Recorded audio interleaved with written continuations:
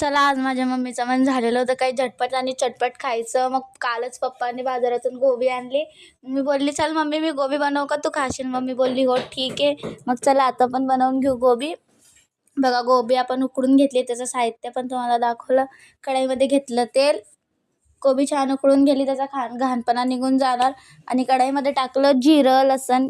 जिरं आपण आधी काढू दिलं, लसण पण टाकून दिलं. त्याच्यात टाकलं तडक्याला मिरच्या आणि त्याला पण चांगल्याने हलवून घेतलं. त्याच्यात टाकल्या आपण हिरव्या मिरच्या ज्या आपण कापून घेतलेल्या होत्या आणि त्याला पण चांगल्याने आपण हलवून घेतलं.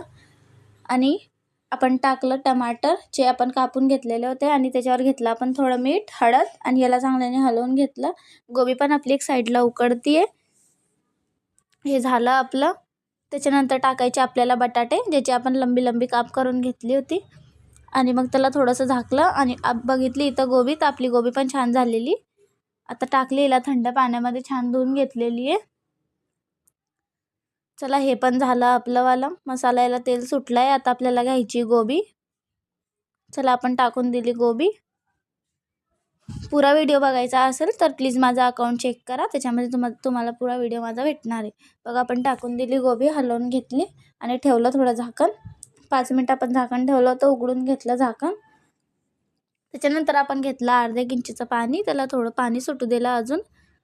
बघा उघडलं आपण झाकण, आपली गोबी झालेली आहे. माझा व्हिडिओ कसा झाला आहे मला कमेंट करून सांगा. बाय.